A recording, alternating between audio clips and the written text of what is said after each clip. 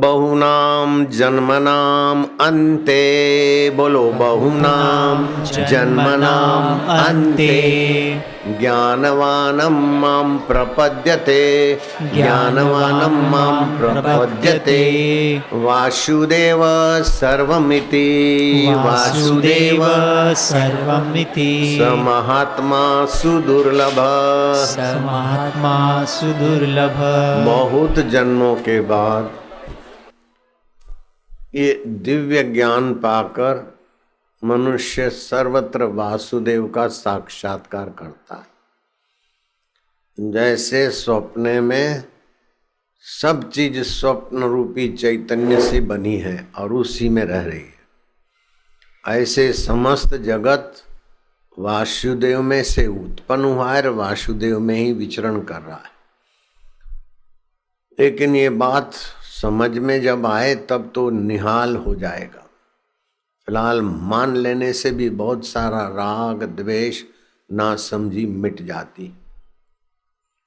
भगवान बोलते हैं कि तुम अपने कर्मों से 5 गलतियां निकाल दो तो मेरी प्राप्ति ऐसे होगी सुगम।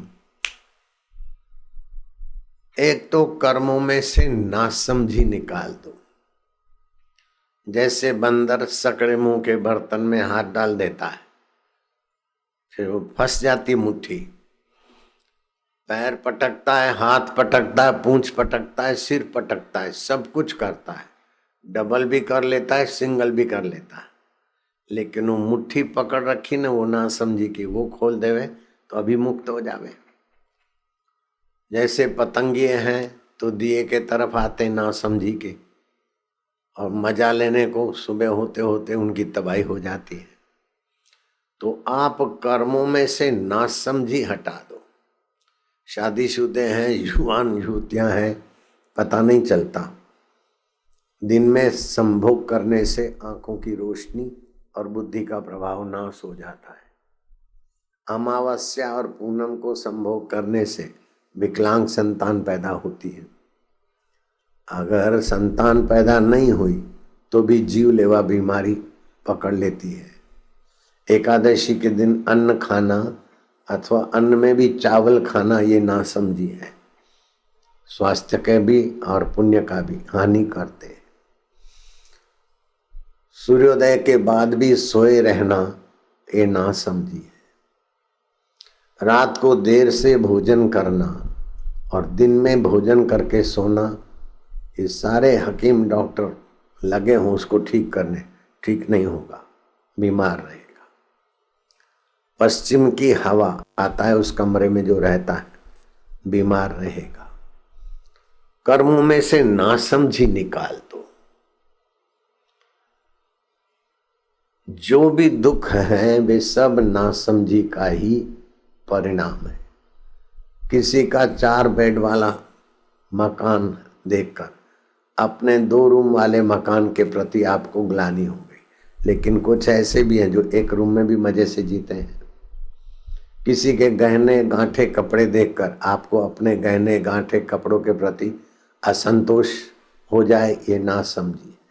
आपसे भी और लोग हैं जिनके पास ऐसे गहने गांठे नहीं है और खुश रह सकते। आगरे का तो नाम सुना है तुमने, मथुरा का नाम भी सुना है, बिंद्रावन का। बिंद्रा मथुरा मन के सड़क पर फियाट गाड़ी में जा रही थी भक्तानी। आगे बैठा था पति, ड्राइवर और 2 बच्चे। वहां सरकारी रिफाइनरी है। धड़ाक से टैंकर ने गाड़ी पर हमला बोल दिया। 2 बच्चे मर गए, ड्राइवर मर गया, पति मर गए और बाई को 3 फ्रैक्चर हो गए। आगरा के अस्पताल में साल भर उनको रखा गया। कोई भी आता रोता रोता तो बाई उसको बोलती, रोते क्यों आते हो? मैंने नासमझी मिटा दी है तो मुझे दुख नहीं है, तो आप क्यों दुखी हो रहे हो? तुम्हारे 2 बच्चे मर गए, पति मर गया, ड्राइवर मर गया, गाड़ी नाश हो गई, अब तुम्हारे पास रहा क्या? बोले विश्वनीयता, परमेश्वर हमारे साथ था, है और रहेगा, ये चीजें तो छूट जाएगी। मेरे पास समझ है तो पति की मृत्यु और बच्चों की मृत्यु देखकर मैं बेहोश नहीं हुई, सिर्फ पटक पटक के मैं रोई नहीं। पति को और बच्चों को तुलसी के पत्ते मुंह में डाले और उनकी आत्मा को मैंने प्रेरणा दी कि तुम्हारी मौत नहीं होती, तुम अभी अपने शव को देख रहे हो, तुम अमर आत्मा हो, चैतन्य आत्मा हो, तुम्हारा परमात्मा के साथ शाश्वत संबंध है और शरीर के साथ माना हुआ संबंध है। बचपन में बोलते थे मैं बच्चा हूं, लेकिन अब जवान हूं, अब बूढ़ा हूं, बीमार हूं, तंदुरुस्त हूं। ये सब कल्पनाएं आती जाती है, तुम वही के वही हो। ओम आनंद, ओम शांति। अपने शांत स्वभाव को, आनंद स्वभाव को अभी अभी स्मरण करो।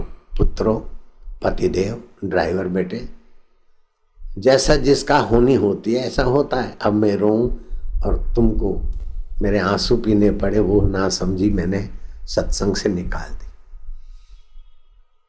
बच्चों को और पति को, ड्राइवर को सदगति के रास्ते लगा। अभी कितने महीने आगरे की अस्पताल में पूरे हो गए। जो भी आते थे रोते रोते, उनको मैं हंसते हंसते भेजती हूँ। तो अब 11 महीने और कुछ दिन हो गए, 2-5 दिन में तो अब छुट्टी आने वाली है। तुम अमेरिका से आकर इतने आंसू बहाते हो, क्या जरूरत है? दुख और सुख, प्रारब्ध तो घटना घटित करती है, और दुखी होना सुखी होना अपनी बेवकूफी से होता है। सुख भी आता है चला जाता है, दुख दे जाता है, दुख भी आता है चला जाता है, सुख दे जाता है। ये दोनों लोफर हैं, हमारा समय खराब करते। हम तो वास्तविक में आत्मा है, चैतन्य है। सुख स्वप्ना, दुख बुलबुला, दोनों है मेहमान, दोनों बीतन दीजिए अपने सोहम स्वभाव को जान। श्वास अंदर जाता है तो चल रहा है सो, वह चैतन्यम, बाहर आता है तो हम। इसको बोलते अजपा गायत्री। अजपा गायत्री विकार दंडोधेय। अजपा गायत्री में गति हो जाए तो तुम्हारे विकार और दुख दंडित होकर भाग जाएंगे। तो मैं तो बड़ी मजे से रह रहे हूँ और आप रोते हुए आ रहे हैं। लो मौसमी खा लो, सेव खा लो, काहे को रोते हो? बोले हद हो गई, इतनी गाज गिरी और तुमको दुख नहीं होता? बोले नासमझी से दुख होता है, और नासमझी से अहंकार से बोलते कि इसके पास नहीं है मेरे पास ही है, सुख होता है। वास्तव में ये हो के बदलने वाला संसार है। वो आदमी देखता ही रहेगा कि बहन जी तुम्हारे बारे में सुना था, तुम बड़ी ऊंची सत्संगी हो, लेकिन मुझे एक सवाल है, तुम उड़िया बाबा की भक्त हो और फिर भी तुम्हारे साथ इतना अन्याय। बोले अन्याय तो तब होता है जब उड़िया बाबा की बात याद नहीं रखती, ना समझी से रोती तो अन्याय था। प्रारब्ध से तो जो होता है होता है। श्री कृष्ण के होते होते उनके बच्चे लड़के मर गए, ये पता है तुमको? और राम जी के होते होते राम जी के पिता दशरथ चल बसे। ये तो संसार है। सुनो एक कथा।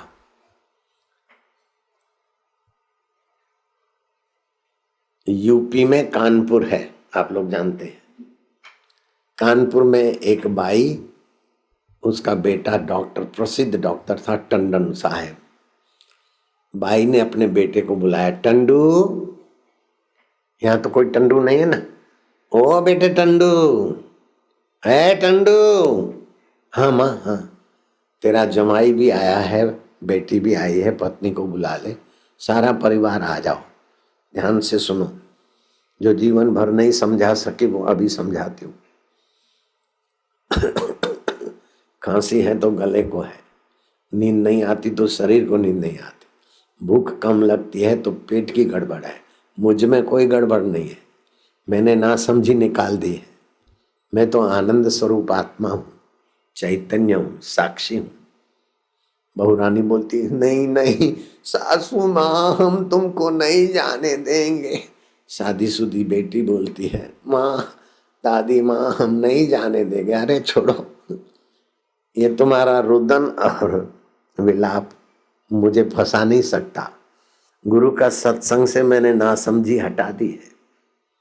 अब देखो समय बीत रहा है, तुम लोग चले जाओ, मैं कमरे का दरवाजा बंद नहीं करूंगी, नहीं तो तुमको तोड़ना पड़ेगा। मैं अब अपने देश में, अपने राज्य में जा रही। मां कौन सा राज्य है? अरे विभु व्याप्त सर्वत्र। जैसे घड़े का आकाश महाकाश से मिला है, ऐसे आत्मा परमात्मा से मिला है।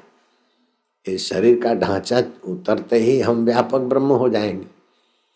वो बाई के गुरु थे स्वामी राम, राम तीर्थ नहीं, स्वामी राम, जिनका देहरादून में अभी आश्रम है। उनकी वो बाई शिष्या थी, पक्के गुरु की शिष्या थी।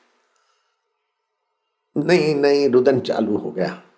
देखो टंडू, तू तो पढ़ा लिखा है। बहुरानी ये क्या है? ये रोने का समय है कि समझने का है? माँ ने जरा थोड़ी सी तेवर बदली। अच्छा माँ, सब चले गए। माता श्वास अंदर जाता है समझदारी के। सो हम जिसकी सत्ता से श्वास अंदर जाता है और बाहर आता है, वो जानने वाली मैं चैतन्य आत्मा हूं। और ऐसे करते करते आत्मा परमात्मा में विलय हो गई। 1 घंटे के बाद डॉक्टर टंडन ने और उनके परिवार वाले ने दरवाजा खोला तो मधुर चेहरा मानो अब बोलेगी, जैसे योगी हंसते हुए ईश्वर में मिलते हैं। कबीर जी ने कहा, संत मरे क्या रोइए वो जाए अपने घर। हम लोग वर्षी करते हैं तो संत जो चल बसे हैं उनकी वर्षी करते, हम रोते नहीं है। और धर्मों में तो 6 पर्व हैं, 6 उत्सव है, उसमें एक में रोते हैं, या हुसैन या अली या अथवा या ईसा करके। लेकिन हमारे धर्म में 40 उत्सव है, एक उत्सव भी शोक मनाने की सम्मति नहीं देता। ईश्वर की लीला में आप आड़े खड़े होते हो तभी शोक होता है। तो समझदारी है कि बीते हुए का शोक ना हो, ये समझदारी। अगर शोक होता है तो ना समझी तुमने पाली है। इन वचनों को पकड़ लेना तो शोक के दलदल से बच जाओगे। भविष्य का भय होता है, ऐसा हो जाएगा, ऐसा हो जाएगा, पति मर गए, मेरा क्या होगा। छोटे छोटे बच्चे अभी रो रही थी और 4 महीने के बाद बेटे की शादी हुई तो नाच रही है, बेटी की शादी करवा रही है। तो दुख जितना पहले आता है और नासमझी से जितना बड़ा लगता है, समय की धारा उसको निगल जाती है, गला देती। तो सुख स्वप्ना है, दुख बुलबुला है, दोनों मेहमान हैं। ये तुमको अपनी अमरता की खबर देने के लिए ईश्वर ने व्यवस्था किया। दुनिया में ऐसा कोई माई का लाल नहीं है जिसके सब दिन एक जैसे हो, सब सुखद दिन हो। ऐसा कोई व्यक्ति नहीं कि खाली मिठाई ही खाता हो, सब्जी भी खाएगा, चरपरा भी चाहिए। ये तो जीवन का रस है। सदा हंसता हो ऐसा भी नहीं है, कभी रोएगा भी, चाहे भगवान के विरह में रोए। रोने का भी रस है, वीर रस है, हास्य रस है, श्रृंगार रस है। ये रसमय सृष्टि भगवान ने न जाने कितनी कितनी कला और कुशलता से बनाई। नासमझी से द्वेष करते हैं, नासमझी होती तो द्वेष रखते हैं। नहीं, एक तो नासमझी मत रखो, दूसरा जेलसी मत करो, द्वेष मत रखो। 2 बहुएं थी, आपस में नहीं बनता था। ये घटित घटना सुनाता हूं तुमको। अपना साधक होते हैं ना, तुम भी साधक हो। साधक ने गाय पाली और वो गाय कुएं में गिर गई। मुश्किल से बाहर निकाला, गर्भवती गाय 2 दिन के बाद बछड़ा दिया। अब उसकी कमर रीढ़ की हड्डी टूट गई है, तो गाय खड़ी नहीं हो सकती, बछड़े को चाट नहीं सकती। अब बछड़ा 2 दिन में पैदा हुआ, कुछ ही समय में मर गया। अब गाय को अपनी कमर टूटी है, उसकी पीड़ा, और बछड़ा मर गया, उसकी पीड़ा। गाय के आंखों में आंसू है। साधक का दिल पसीजा। साधक माना अपना साधक, हाँ, प्राचीन बात नहीं है। गाय के गले में हाथ डाल के, माँ, गाय माता, तूने तो कभी झूठा मुकदमा किसी पर नहीं किया। तूने किसी पर झूठे आरोप नहीं लगाए, तूने किसी की निंदा भी नहीं की, फिर तेरे को इतना दुख कैसे? गाय माता, मैं तेरा दुख नहीं देख सकता हूं। ऐसा भाव विभोर होकर उठ के चला गया कमरे में। बैठ गया तो ध्यान में क्या देखता है कि दो बहू है, बड़ी और छोटी। बड़ी बहू ने छोटी बहू कुएं पे गई है पानी भरने को, उसको धक्का मार दिया। वो है गर्भवती। कुएं में से उसको निकालते हैं और उसको बेटा हुआ है, और बेटे को कमर टूट गई है छोटी बहू की, बेटे को दूध नहीं पिला सकती, बेटा मर गया। और आंसू बहाते बहाते 21वें दिन वो बहू मर जाती है।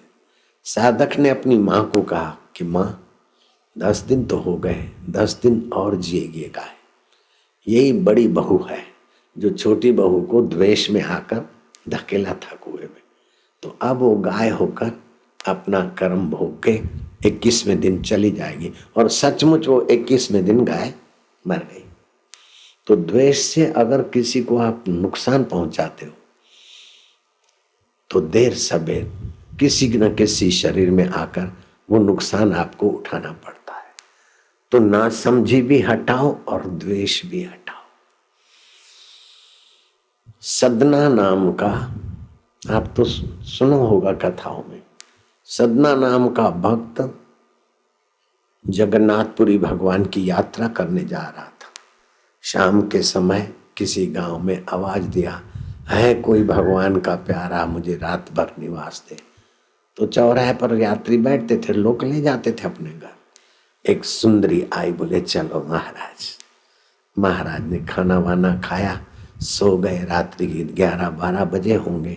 उस सुंदरी ने सदना को जगाया, तू कितना जवान है, कितना सुंदर है, मैं भी देख कैसी सुंदरी हूँ। तेरा मेरा मेल भगवान ने किया है, मुझे अपनी भुजाओं में ले। ये क्या बोलती है माँ, मैं तेरे घर की रोटी खाए? ऐसा मत बोल। देख मेरा पति 36-38 का बूढ़ा और तू 22 साल का, मैं भी 21 की। यहाँ खूब धन है हमारे पास। अभी अपने काला मुंह करे, काला मुंह शब्द मैंने मिलाया है, और सुबह को अपन यात्रा करने चलेंगे। सदना कहता है नहीं नहीं, मुझे डर लगता है, मैं अभी तेरा डर मिटाती हूँ।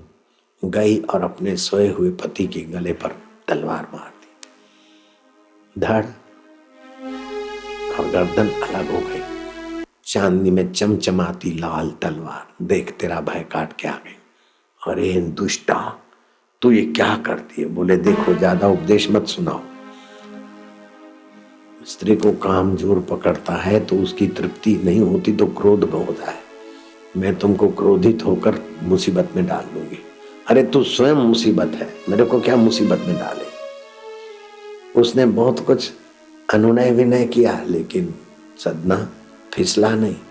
भाई ने क्या करा? बचाओ बचाओ बचाओ, मर गई, बचाओ। अपना ब्लाउज फाड़ दिया। पड़ोसी आए, सुबह राजा को बताया कि इसको तो खिलाया और मेरी इज्जत लूट रहा था, मेरे पति की गर्दन भी काट दी। राजा ने कहा ऐसा पापी भक्त के रूप में हमारे राज्य के जेल में नहीं रहेगा, जंगल में छोड़ दो इसको, जगन्नाथ जी के रास्ते छोड़ दो। सदना हाथ कटवा के जगन्नाथ की यात्रा कर रहा है। कांटा लगता है तो कैसे निकालो? अब दिखता है आपको कि अनर्थ हो गया। सदना सच्चाई पे था, माई बदमाश थी, लेकिन नहीं नहीं, ध्यान से सुनना, कर्म की गति कैसी है।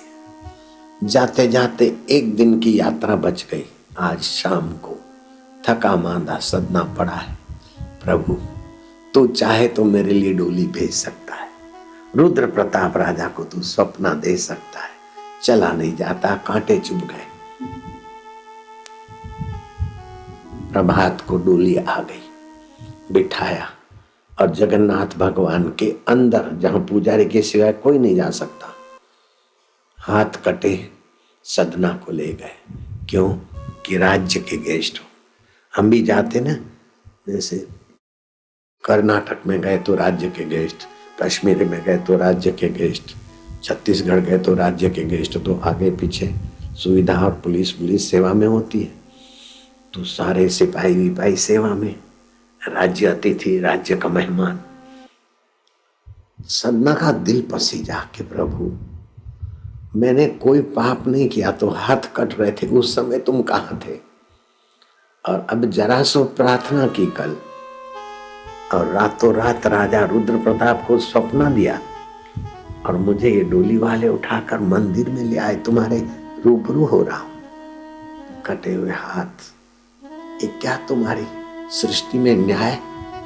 जब हाथ कट रहे थे तो सुना नहीं, अब पैर में कंडे लग गए तो डोली भेज रहे हो, क्या है? क्या है करते? आंखें बंद हो गई। अगले जन्म का रील चल पड़ा। क्या देखता है कि सदना में एक अनुष्ठान कर रहा हूं, तपस्या कर रहा हूं। कमजोर गाय को कसाई ने देखा, गाय को पकड़ के हलाल करने के लिए कसाई गाय की तरफ दौड़ा। गाय अपनी जान बचाने के लिए मेरे तरफ जंगल में दौड़ा गई। कसाई ने आवाज मारा, पकड़ना, हे साधक इसको पकड़ना। मैंने अपने दोनों पंजों से गाय को सकल डालकर कमजोर गाय को रोका। कसाई ने उसकी गर्दन काटी। वही कसाई इसका पति होकर आया और वही गाय ये सुंदरी है। और मैंने गाय को कटवाने में अपने हाथ का उपयोग किया था, मेरे हाथ कटे गए। ईश्वर की सृष्टि में अन्याय नहीं है। जो हेलीकॉप्टर गिरा उसको देखकर कोई भी बोल नहीं सकता कि इसमें सवार लोग कोई बचा भी होगा, लेकिन जब तप अनुष्ठान करते तो वो भी तो न्याय कर रहा है। और कुछ तुम्हारे को ठगने का धंधा करता तो न्याय होता, अकाल मृत्यु। शिव गीता में लिखा है, जो शिव गीता का पाठ करता उसकी अकाल मृत्यु नहीं होती। मंत्र विज्ञान में लिखा गया, जिसके अमुक संख्या जप की होती है, वो चाहे जहाज में बैठे चाहे कार में बैठे, समझो दुर्घटना घटने वाली, लेकिन उस पुण्य आत्मा के प्रभाव से दूसरों की भी रक्षा होती। तो ये हेलीकॉप्टर के द्वारा दूसरों को भी खरोच नहीं आई, मेरे को भी खरोच नहीं आई। ईश्वर की सृष्टि में अन्याय नहीं है। लोग गलती से बोलते कि देर है अंधेर नहीं है। अरे बाबा, देर भी नहीं है, अंधेर भी नहीं है। महाप्रभु, तो आप जब द्वेष से आकर किसी का बिगाड़ते हो तो फिर कभी न कभी चुकाना पड़ता है। अच्छा, अगर राग में हो तो 5 प्रकार की नासमझी है। एक तो नासमझी, जो करना है वो नहीं करते, जो नहीं करना है वो करते, वो नाम समझी। दूसरा, फरियाद करते हुए जीते हैं, इसको ऐसा मकान, मेरे को कुछ नहीं, ऐसा है वैसा है। अरे उसको है तो वो दूसरे को देखकर फरियाद करता है। 32 दांत है, उसमें से एक निकल जाता है तो बार बार मन, अरे लुली लंगड़ी, जीवा तुझे पता है निगुड़ी, दांत नहीं है तो नहीं है, 31 का मजा लो। मोटा सेठ आया, बाबा चला नहीं जाता, घुटनों में तकलीफ है, मेरे को जरा घुटने ठीक कर दो तो मैं सेवा करूंगा। अखंडानंद बाबा ने कहा, जब घुटने ठीक थे तो क्या सेवा किया?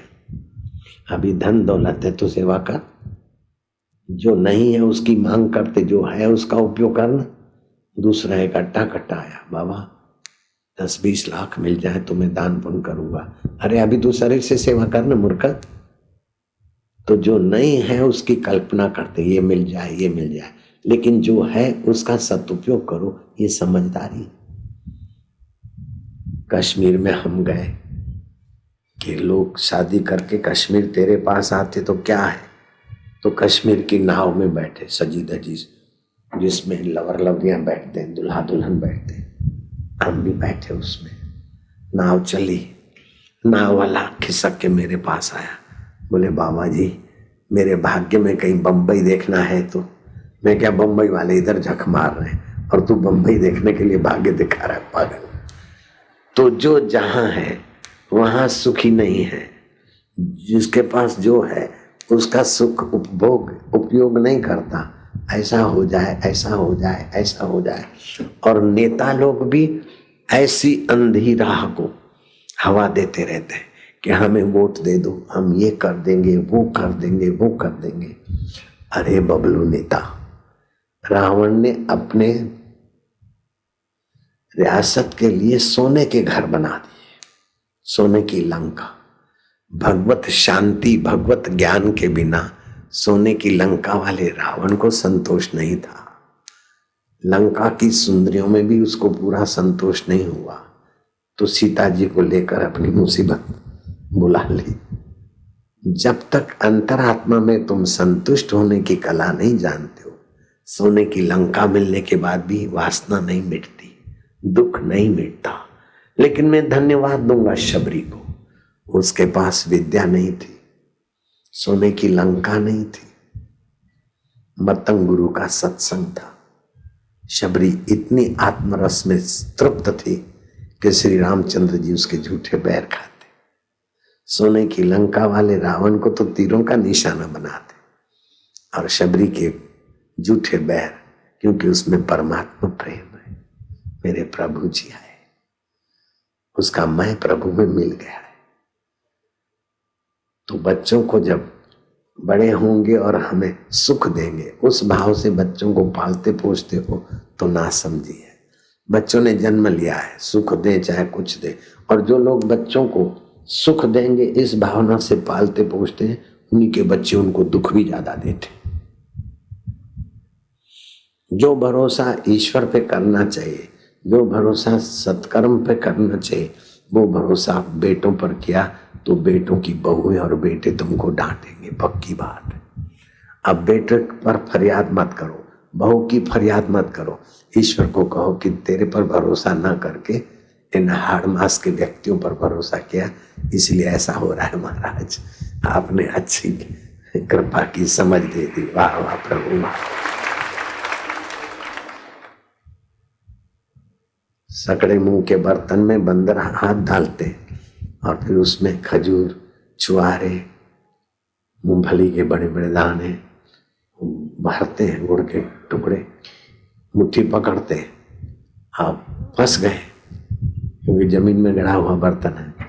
फंस गए तो जो शिकारी है वो देखते कि बराबर फंसा है, पैर पटकते, हाथ पटकते, पूंछ पटकते, सिर पटकते, सब कुछ करते, डबल भी करते, सिंगल भी करते, लेकिन मुट्ठी खोलना समझदारी से वो नहीं करते।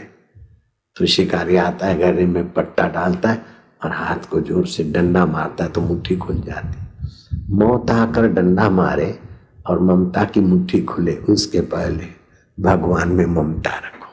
भगवान मेरे हैं, मैं भगवान का हूँ। भगवान सत्य रूप है, भगवान चेतन रूप है, भगवान आनंद रूप है।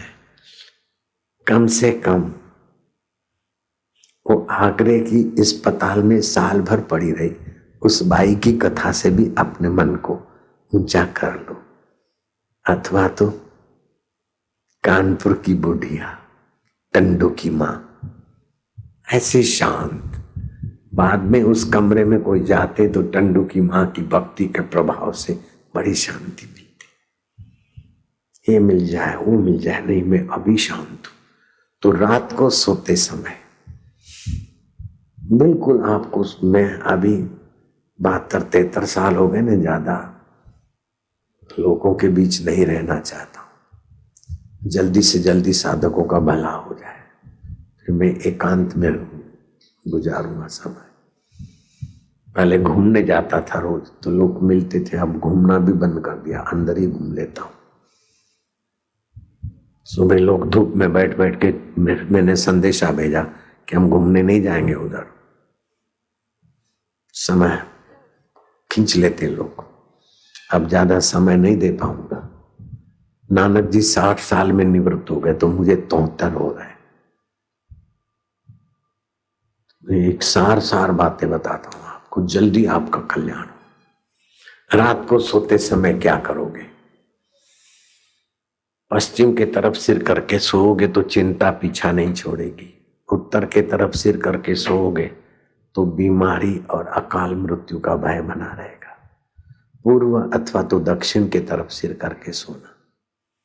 सोने के पहले ये पक्का करना कि अभी 5-6 घंटे तो कोई काम नहीं, हम भगवान की गोद में जा रहे हैं। पंच भौतिक शरीर को लेट गए, श्वास अंदर गया ओम, बाहर आए तो 1, श्वास अंदर गया राम, बाहर आए तो 2। ऐसे करते करते इंद्रियां मन में चली जाएगी, मन बुद्धि में चला जाएगा और बुद्धि भगवान में विश्रांति पाएगी। तो पंच भौतिक शरीर तुम नहीं हो, मन वो बदलता है। बचपन बदल गया ना, तुम नहीं बदले, बुद्धि बदल गई, मन बदल गया, मैं बदल गया, मैं लड़की हूं, मैं बहू हूं, मैं दादी हूं, बदल गया ना। तो आप ये नहीं है, ये अवस्था है, आप तो आत्मा है, परमात्मा के। तो मैं परमात्मा में आराम कर रहा हूं, कर रहे हूं।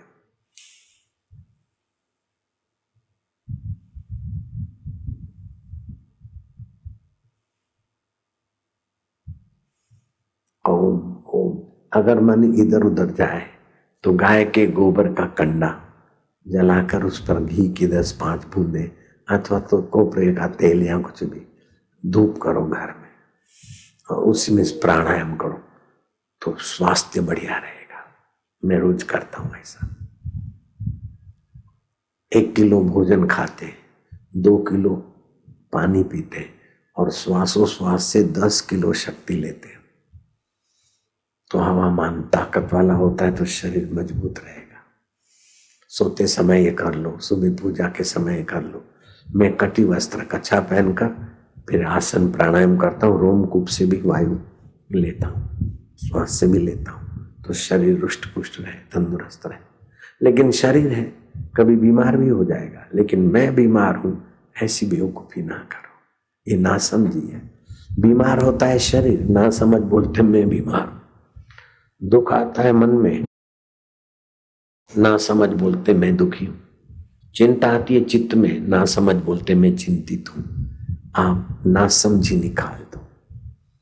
दूसरी बात, द्वेष निकाल दो। द्वेष से देखो धक्का मार दिया बहू को, फिर गाय होके भोगना पड़ा, द्वेष निकाल दो। फिर तीसरी बात, राग निकाल दो। राग से भी आदमी फंसता है। आम ले आया, चंगू मंगू बेटे आ जाओ, आपूस आम आए हैं, बंबई का था एक। तो जहां बड़ा आम था वहां भाई का बेटा आया और छोटा आम था खुद का बेटा आया। बोले ठहरो, आंख बंद करो, मैं जादू दिखाता हूं। 1 2 3। जहां अपना बेटा था वहां बड़ा आम रख दिया, भाई का बेटा था छोटा रख दिया। भाई देख रहा था, बोले अब अपन अलग हो जाए तो ठीक है। क्यों? तुम अभी से ऐसे जादू कर रहे हो, कल को मैं इधर उधर हो जाऊं तो तुम कैसा जादू करोगे? तो ये द्वेष है, राग है। अपने वालों के प्रति झुकाव और दूसरों की थाली से खींच लेना, ये राग है। दूसरे को भी बढ़ने दो, दूसरे को भी खाने दो, दूसरे को भी उन्नत होने दो। मैंने कई बार कहा कि अहमदाबाद आश्रम में जो साधक आए हैं बाहर से, वो सब मेरे बच्चे, पहले वे खाएंगे बाद में नारायण खाएगा। और महिला आश्रम में जो बेटियां हैं, बहुआं बेटियां, माइयां दादियां रहती है, पहले वो माइयां खाएगी बाद में मेरी बेटी खाएगी। बड़ा अच्छा चलता है। लेकिन पहले मेरे बेटे खाए, मेरी बेटी खाए, बाद में दूसरे खाओ तो दूसरों को बापू अपने नहीं लगेंगे। समझ गए? अरे वो तो अपने बच्चों के हैं, अभी सबको बापू अपने लगते। जरा सा खा लिया, राग मिटा दिया तो आप व्यापक हो जाते। तो अपने वालों के प्रति न्याय, दूसरों के प्रति उदारता। मिठाई तुम पड़ोस के सभी बच्चों को दे सकती हो, लेकिन थप्पड़ तो अपने बेटे को ही मार सकती हो। अपने वालों से न्याय, दूसरों से उदारता, आपका हृदय भगवान की उदारता से अटखेलियां करने लगेगा। एक तो ना समझी, दूसरा द्वेष, तीसरा राग, चौथा अहंकार, बड़ा दुख देता है। कहने मेरे में गहने वाली, मकान मेरा में मकान वाला, सर्टिफिकेट मेरे में बड़ा विद्वान, अरे पानी की बूंद से तो शुरू हुआ था और मुट्ठी भर राख तो छोड़ के जाएगा। अहंकार किस बात का करता है? ईश्वर का ऐश्वर्य देखो, ईश्वर का ज्ञान देखो, कैसे मां के शरीर में दूध बना देता है, कैसे जेर के साथ नाभि जुड़ जाती है। ईश्वर की समझ देखो ना, तो अपनी समझ का अहंकार नहीं आएगा। ईश्वर का ऐश्वर्य देखो, ईश्वर का सौंदर्य देखो, तो न सुंदरता का अभिमान करो, न धन का अभिमान करो, न विद्वता का अभिमान करो। जे तो वट धन दौलत आत, दौलत सब दाता की है, तेरे पास उसकी अमानत है। रूप दिसी मगरूर न थी, हुस्न तेडो नाज न कर। रूप सभी रावल के हैं, रूप सब उसी के हैं। रावल के हैं रंग बहुत। न रूप का अभिमान करो, न धन का अभिमान करो, न विद्या का अभिमान करो, न आश्रमों का अभिमान करो। मेरे 400 आश्रम है। नहीं, आश्रम तो उन्हीं के हैं जो बनाते हैं और फायदा लेते हैं। साज उसी का है जो बजाना जानता है, गीत उसी का है जो गाना जानता है, आश्रम उसी का है जो रहना जानता है, और प्रभु उसी का है जो पाना जानता है ना। है तो सब। तो ये ना समझी और राग द्वेष, इसको मिटाने की तरकीब भगवान बोलते। और आखिरी में है अविद्या। जो पहले शरीर नहीं था, बाद में नहीं रहेगा, उसको तो मैं मानते हैं। और जो पहले आप थे, मरने के बाद भी रहेंगे, उसका पता नहीं। तो कितने भी मंदिर, मस्जिद, चर्च भेंट हो, लेकिन ये 5 गलती नहीं निकाली तो भगवत प्राप्ति नहीं होती। कोई बड़े पीर के पास जाते, कोई फलाने देव के पास जाते, लेकिन अंतर्यामी देव तुम्हारा हाजरा हजूर है। नानक सतगुरु भेटिया, मैल जन्म जन्म दे लथे। सच्चा सतगुरु मिले तो जन्म जन्म की मैल, मतलब ना समझी की परतें हट जाती है। मेरे को क्या भगवान को पकड़ के गुरुजी लाए अथवा भगवान के पास गुरुजी ने भेजा? नहीं।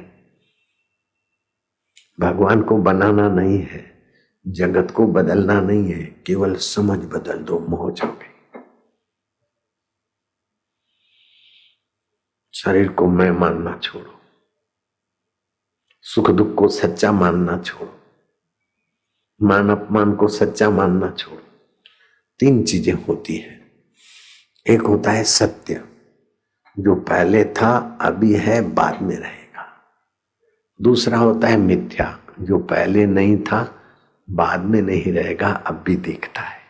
ये गजरा 2 दिन पहले नहीं था, 2 दिन के बाद नहीं रहेगा, ये मिथ्या है। तीसरा होता है असत्य, जो पहले भी नहीं था, अभी भी नहीं है, बाद में भी नहीं रहेगा। जैसे मनुष्य के सींग ले आओ, दुकान वाला ऐसा नहीं कहेगा कि पहले माल था। खरगोश के सींग ले आओ, बोले पहले नहीं थे, अभी नहीं है, बाद में नहीं रहेंगे। तो असत तो तीनों काल में नहीं होता, और सत्य की तीनों काल में मौजूदगी है।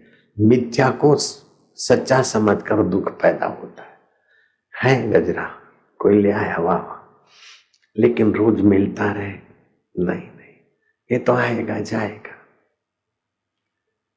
राजा वीर सिंह बघेल बड़ा महल बनाया और हीरे मोती और पन्ने बाथरूम में लगाए, लोग प्रशंसा करते थे, लेकिन अहंकार ने और वाह वही चाहे। बड़ी आजी निजारी करके कबीर को ले गए, महाराज देखो हमारा महल। कबीर मायूस हो गए, बोले महाराज कैसा, कितना बढ़िया है। वो चाहता था कि यहाँ भी अहंकार बढ़े मेरा, बहुत बढ़िया है, लेकिन कबीर जी ने कहा नहीं, बढ़िया नहीं है, इसमें 2 खामियां हैं। वीर सिंह बघेल कहता है कि 2 खामियां, अब भी मैं दुरुस्त कराता हूं। बोले तुम नहीं करा सकते, एक तो इसको पहिए नहीं है कि तुम्हारे साथ चले मरने के बाद, और दूसरा सदा यहां भी ऐसा नहीं रहेगा, अभी नहीं है वो महल। इन चीजों को बनाकर पाकर अपना अहंकार क्यों बढ़ाते हो? जिसको बनाना नहीं है और खोना नहीं है, उस परमेश्वर को मेरा मानो और अपने को परमेश्वर का मानो। थाप्या न चाही गुरबाणी कहते कीता न होई, आपे आप निरंजन सोई। अंजन माना इंद्रियां, अपने आप जो सबको जानता है, सब मिलकर उसको नहीं जानते। बाहर की रोशनी को देखने के लिए आंख चाहिए, लेकिन आंख को देखने के लिए बाहर की रोशनी नहीं चाहिए, मन चाहिए। और मन हमारा ठीक है बेठीक है, उसको देखने के लिए बुद्धि चाहिए। और बुद्धि हमारी सही है कि नहीं है, उसको देखने वाला हमारा आत्मा। आत्मा से सब दिखता है, आत्मा से ही बुद्धि को सत्ता मिलती है, मन को, इंद्रियों को, संसार को। उसी आत्मा में हम रात को चले आते तो उस आत्मा का नाम पड़ता है गोपाल। इंद्रियां गो है, उनको पालित करता है। और फिर सुबह नाम पड़ता है गोविंद, इंद्रियां उसी से विचरण करते। तो सुना होगा गोविंद बोलो हरि गोपाल बोलो, राधा रमण हरि गोविंद बोलो। तो राधा उल्टा दो तो धारा, ख्यालों की धारा में जो चैतन्य रमण करता है वो राधा रमण है।